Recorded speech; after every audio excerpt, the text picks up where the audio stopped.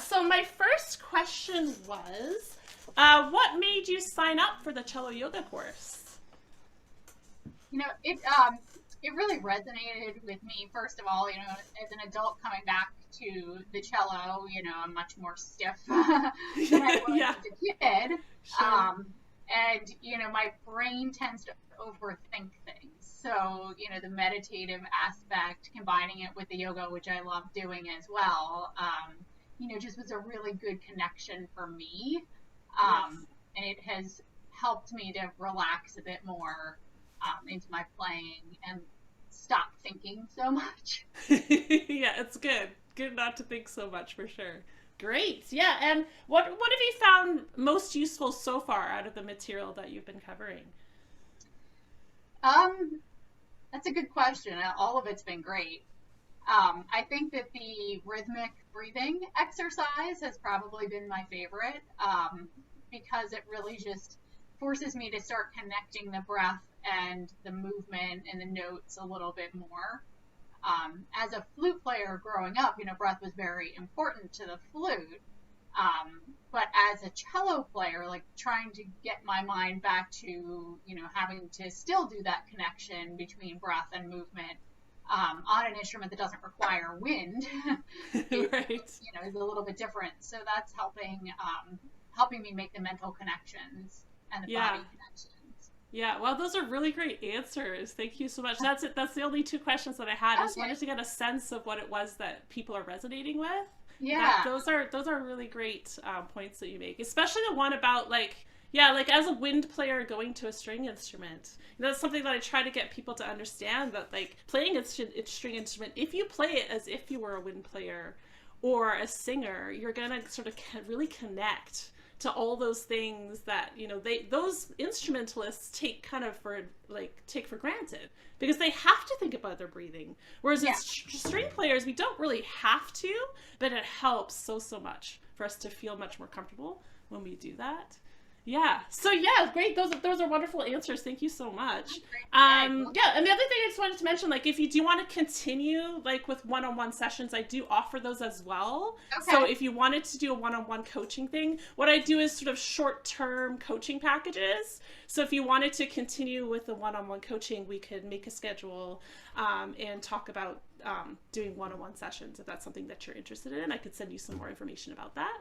Yeah. So Send me some info yeah. about it. That'd be Yeah, great. for sure. Okay, awesome. Yeah, thank you so much. Do you have any other questions about what we've done today or the course in general? Not so far.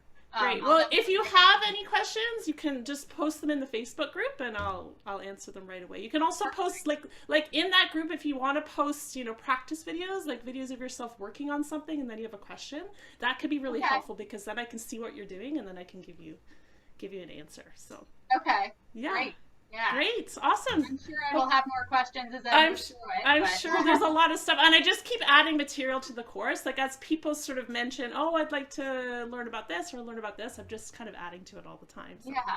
yeah, I think it's going to be a really great resource for everybody. Yeah. I'm enjoying it. So Great, I'm glad. yeah.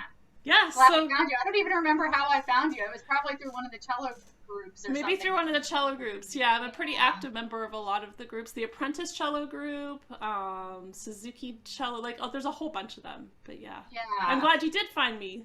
Yeah, Yeah, I'm me really too. I'm yeah, I'm glad the method kind of resonates with you, because it's not something that a lot of cello teachers are really concentrating on. Is that Yeah. aspect of feeling comfortable. Like I have a lot of students that come to me, and no one's even ever asked them like, how do you feel when you Yeah. play? And it's such a weird thing, because it's such a physical instrument. Right. It's like Yeah. being an athlete. Like you need to feel good to be able to do it well. But a lot of teachers Yeah. don't focus on that. So that's something that's really important for me, for Yeah. people to feel good. So Yeah. yeah, And keep also working on it. the other thing I forgot to mention earlier when you asked me that question was the micro shifting. I think I saw in the workshop that you did. I think you talked Right. about that. Yes. That like totally opened up a new world for me because I Oh, was like, good. stuck here, like with my thumb, and I'm having to move Of around. course, yes, Extensions, yes. and it's like, wait, I can move my thumb? Like, Yes, wow. absolutely. The thumb can move, and then Yeah. it's very traditional. There's a traditional method of teaching, and sometimes even like teachers would put a sticker at the back and say that's where your thumb goes, and it has to stay there forever. I think I was taught that way. It's called a set hand, and it does not work for the majority of people. You have to have a very large hand, and even then, I don't think that's a good idea.